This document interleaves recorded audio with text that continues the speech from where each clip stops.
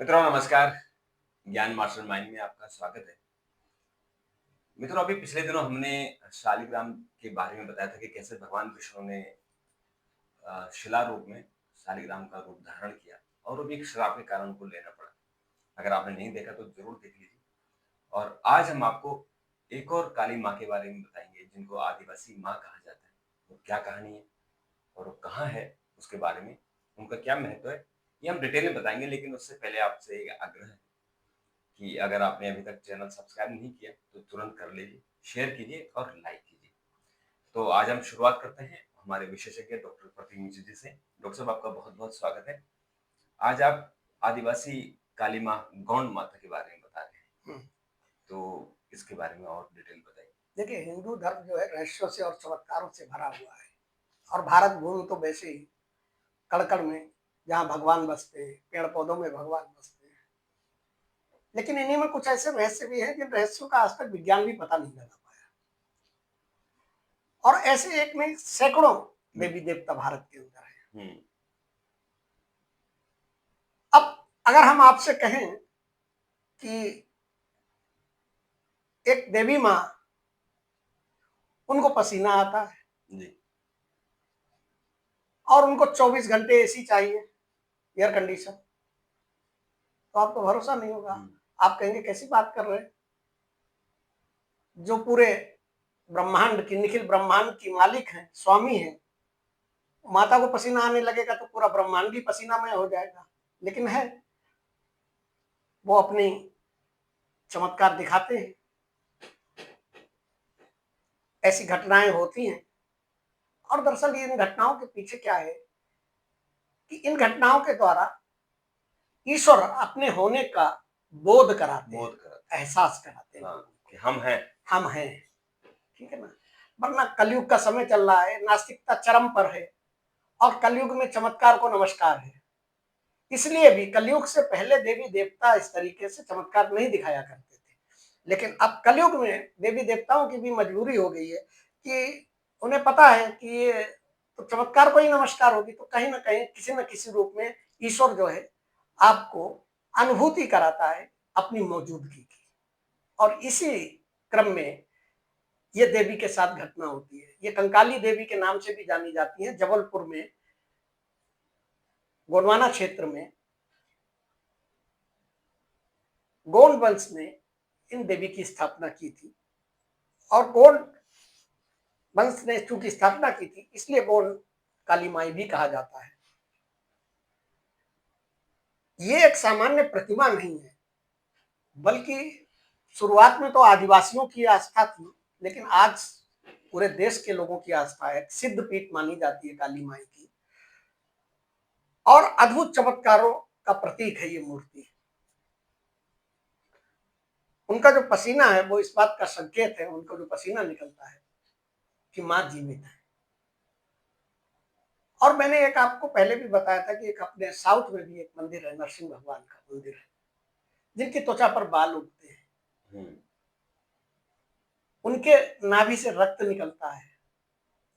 और यहाँ सब, इन सब जगहों पर विज्ञान पूरी तरीके से आकर मौन हो जाता है। मौन इसलिए हो जाता है क्योंकि विज्ञान को समझ में ही नहीं आता कि घटनाक्रम है क्या। यहाँ पर विज्ञान के कुतर्क भी नहीं चलते और तर्क भी नहीं चलते हैं। और जहां पर तर्क की सीमा खत्म हो जाती है, वहीं से अध्यात्म की शुरुआत होती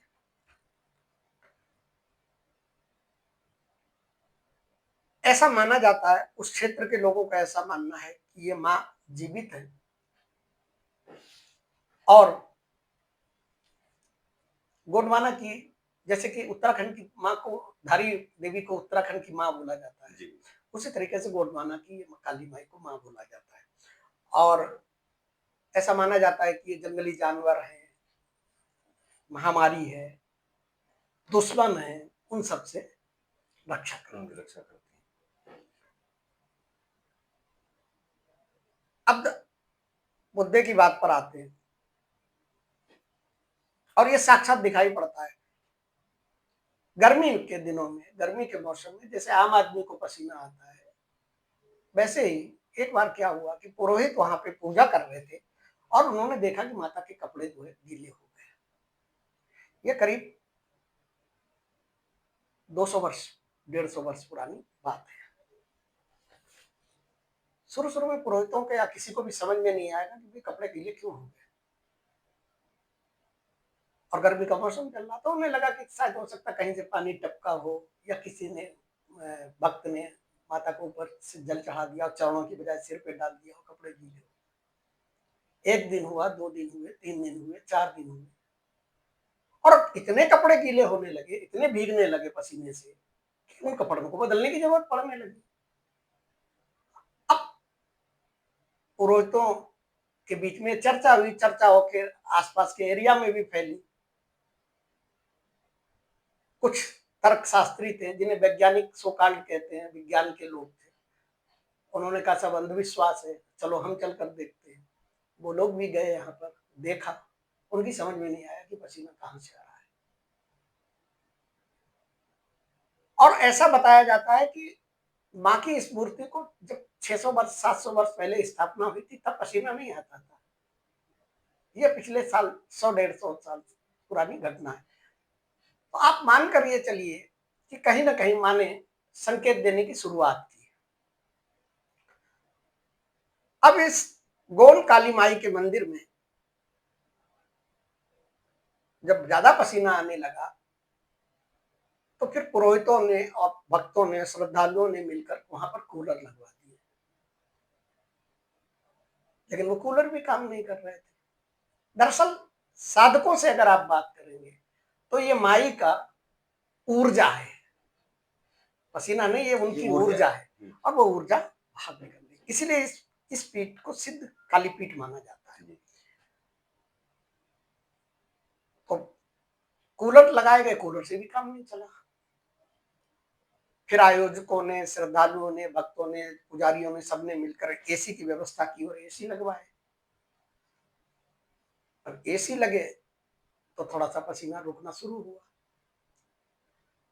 लेकिन जैसे ही बिजली चली जाए, क्योंकि आप जानते हैं भारत के अंदर बिजली का हाल क्या है, बिजली जैसे ही चली जाए पसीना आना फिर शुरू।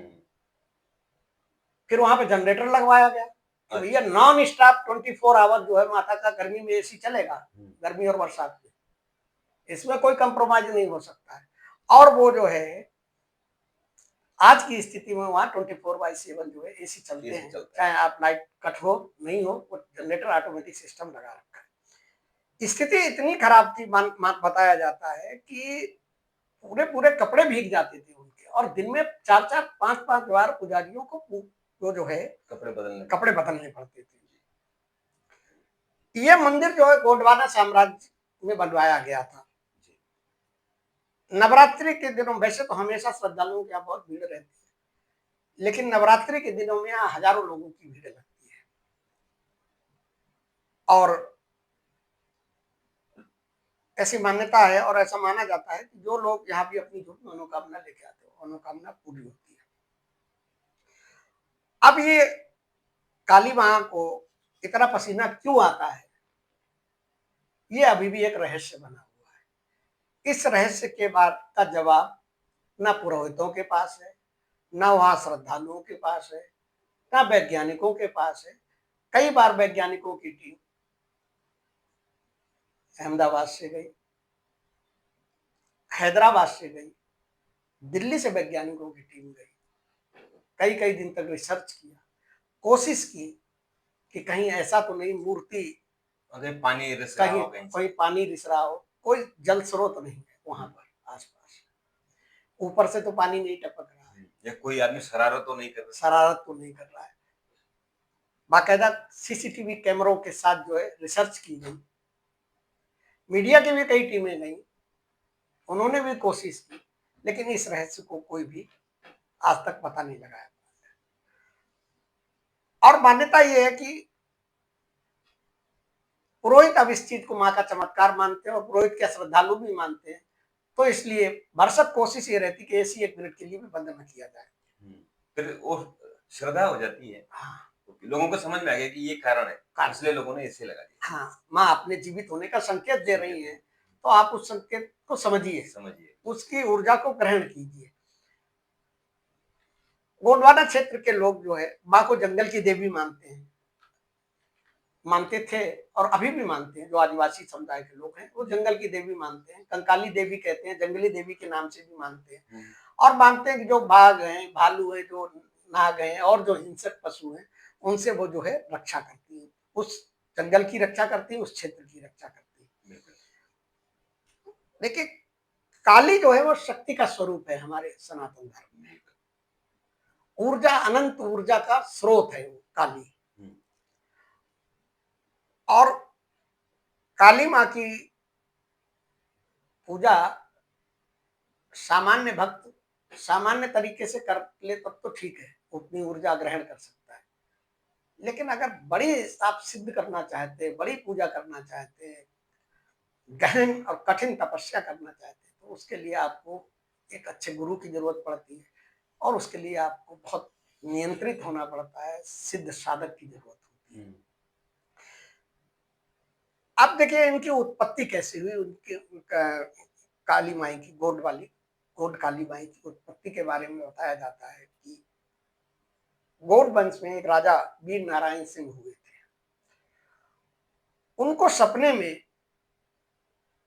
कंकाली माता ने दर्शन दिए और उन्होंने कहा कि हमारी मूर्ति की स्थापना करो, नगर में स्थापित कर दो।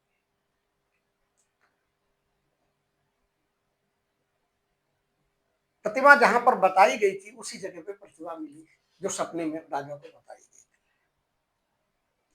अब इसकी एक और विशेष चीज देखिए आप कि माँ की शक्ति और माँ के चमत्कार का एक उदाहरण भी है कि जब राजा वीर नारायण सिंह को सपने में ये कहा गया तो राजा आदेश दिया माँ ने, तो राजा वीर नारायण सिंह ने सवेरे जो है अपने सेनापति को बुलाया, अपने मंत्री को बुलाया और जो अपने सभासद थे उन सबको बुलाया और बोले कि माँ ने हमें एक अदृश्य शक्ति में सपना दिया है और उन्होंने बताया कि इस जगह पर एक मूर्ति है और उन्होंने ये आदेश दिया है कि मूर्ति जो है नगर में स्थापित कीजिए।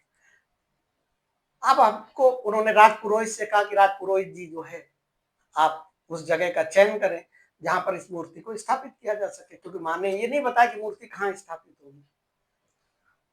तो जिस जगह पे बताया गया था वहां पे माँ की मूर्ति मिली और राजा और सारे लोग उस मूर्ति को लेकर नगर में प्रवेश करने लगे। चलते चलते चलते चलते उन लोगों ने इस चीज का एहसास किया, उनको ये लगा कि ये मूर्ति तो बहुत भारी होती जा रही है। अच्छा। जिसको राजा और उनके सेनापति दो लोग मिलकर उठा रहे थे उसको 50 लोग नहीं उठा पाए। थोड़ा और आगे चले तो 100 लोगों की जरूरत पड़ी, 1000 लोगों की जरूरत पड़ी और सैनिकों को बुलाया गया कि भैया कैसे उठाया जाए, बड़े बड़े रथ बुलाए गए कि इनको इस माता को उठाया जाए, लेकिन मूर्ति जो है वो टच से मस्त नहीं। मतलब माता ने अपना स्थान खुद चुन लिया कि भैया यहीं पे राजपुरोहित को बुलाया गया। राजपुरोहित ने कहा कि महाराज आपकी वो शंका का समाधान हो गया कि आप कह रहे थे कि कहाँ माई को स्थापित करेंगे, तो माई ने अपनी जगह चुन ली है और माई को यहीं पे स्थापित कर दीजिए। और जैसे ही ये मन में आया और ये निर्णय लिया गया कि यहाँ पे माई की मूर्ति को स्थापित करना है, आप ये समझिए कि वो मूर्ति फिर एकदम हल्की हो गई, छोटी नहीं, हल्की हो गई, वजन कम हो गया, हाथ उठा के और आराम से उन्होंने अपनी जगह खुद। हाँ, तो ये एक मतलब चमत्कार था। यहाँ पर जो है नवरात्रि के दिनों में और सामान्य दिनों में जो आदिवासी समुदाय के लोग हैं वो अपनी परंपराओं के हिसाब से काली माई की ढोल नगाड़े नृत्य के साथ, पारंपरिक जो नृत्य हैं उनके साधना करते हैं, पूजा करते हैं और अपने लिए, अपने समाज के लिए, अपने प्रदेश के लिए, अपने स्थान के लिए माता से आशीर्वाद मांगते हैं, माँ का आशीर्वाद मिलता है। चमत्कारों के बारे में अगर आप कहें तो देखिए, जब जितनी जीवित मूर्ति है, इतनी जीवंत मूर्ति है, इतनी ऊर्जामय मूर्ति है, तो आप ये मान के चलिए कि वहां कोई भी असंभव चीज भी संभव हो सकती है, बस आपकी श्रद्धा और आपका भाव होना चाहिए। और आपने देखा कोई जो गोंडवाना के आदिवासी लोग हैं, गोंड आदिवासी हैं, आप देखिए कि उनकी एनर्जी कितनी होती है जब हम लोग लोक नृत्य करते हैं, गजब की एनर्जी होती है। तो वो एनर्जी वही माता की नहीं, उसमें भी देखिए मैं एक चीज और बताऊं आपको कि वो रक्षक क्यों कहीं जाती है। अब तो ये सब चीजें नहीं है, पुराने समय में जब गोंडवाना के ऊपर जब जब अटैक हुए और जब जब गोंडवाना की सेना गई तो माँ का आशीर्वाद लेके जाती थी। और ताज्जुब की बात यह, जैसे आपके यहाँ मैंने बताया था वहां पर धारी देवी का, उसी तरीके से यहाँ पर जो है गोंडवाना देवी का जो भी काली माई का आशीर्वाद लेके राजा जब और उनकी सेना आगे बढ़ी, कभी पराजय नहीं हुई और गोंडवाना पे कभी अटैक नहीं हुआ। अटैक नहीं हुआ। तो बिल्कुल आप ये माँ का चमत्कार ये है। चमत्कार ये कोई बनी बनाई कहानी नहीं है, ये चमत्कार है। और अगर आपको चमत्कार देखना है तो गोंडवाना आप जरूर जाएं। जो पहले जबलपुर से लगा हुआ जो छत्तीसगढ़ का इलाका है, अभी वो छत्तीसगढ़ में चला गया, पहले मध्य प्रदेश में था। तो आप जाइए गोंडवाना में और वहाँ के आदिवासियों से भी जरूर मिलिए, उनकी एनर्जी देखिए और माता की एनर्जी देखिए, आपको बहुत दर्शन कीजिए, आप दर्शन करके अपने अनुभव शेयर कीजिए। शेयर कीजिए।